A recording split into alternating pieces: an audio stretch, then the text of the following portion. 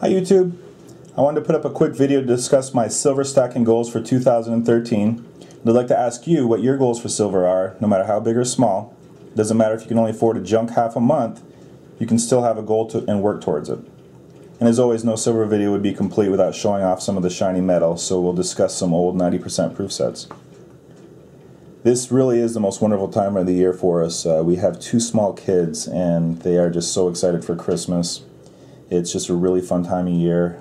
My daughter just turned 6. My son will turn 10 soon. But it's also a great time of the year to reflect back on the year. I like to set goals at the beginning of the year, and then I like to see where I went.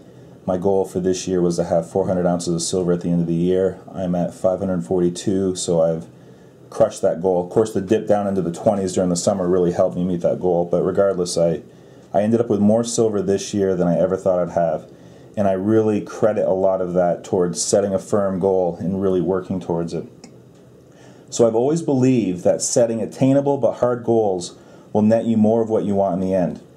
Tracking your progress is key. It'll help motivate you to do better if you're falling behind a little bit. Or if you're doing well, it'll actually, maybe you could raise the bar. I actually did raise the bar a few times. I did raise the bar to 500 ounces and I still beat that. So, like I said, I've always been a big believer in goal setting. Maybe you're not wired that way. That's understandable. Not everybody's wired the same way. Maybe that doesn't interest you. But if it does, it'd be kind of cool if you could actually tell us what your goals are. Put a comment in the video. Maybe revisit monthly, and what we can do is we can celebrate your milestones with you. If you're slacking a little bit, we can kind of hold your feet to the fire a little bit, maybe give you a kick in the butt. I'm not trying to go all Tony Robbins on you here. I've always really felt like this is the way to go. And so my silver goals for 2013 is I'd like to add 20 ounces of bullion a month.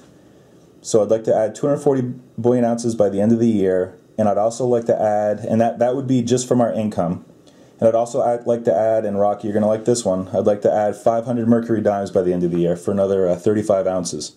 So 275 ounces total. The mercury dimes will come from any income I can generate outside of my job. So this is going to force me to kind of hustle out there and try to make some extra money outside of our jobs.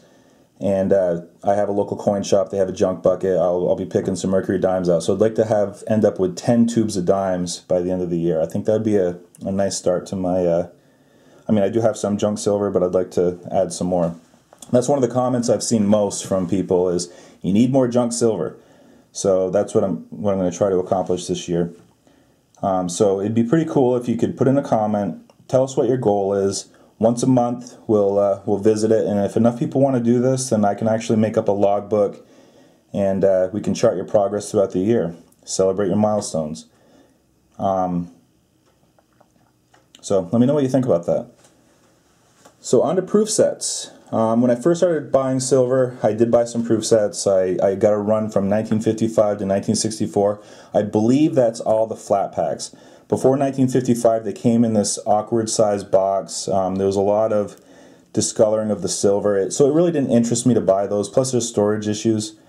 So I went back as far as 55. I actually bought this down in Lakeland, Florida. There was a Collectorama coin show, and there was a gentleman there that had some proof sets, so I paid a fair amount over melt for this, but generally you can get these for melt. And I really think they're a good value.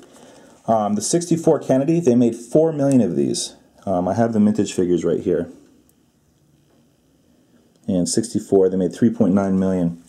But you know what? It's the only 90% Kennedy proof half. And if you ever go to eBay and type in Kennedy $half proof halves, you'll see people selling rolls of these.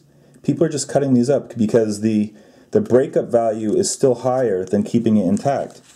So of course people will still break them open, but at some point that's going to change. They only made so many of them.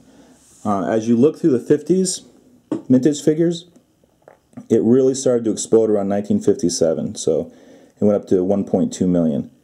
But again, how many of these are left? you find rolls of this stuff just broken open. So it's not something I'd stack too high. I mean, I don't know how many sets I have here. It looks like 15 or 20 or so, maybe even less than that. But, you know, certainly it was pretty fun to collect them, and like I said, you can have them for around melt. Something worth having. So let me know what you think about proof sets. I'd be curious to know. I don't really see too much on them. Alright, YouTube, so let's hear it. Let's hear those goals. Talk to you later.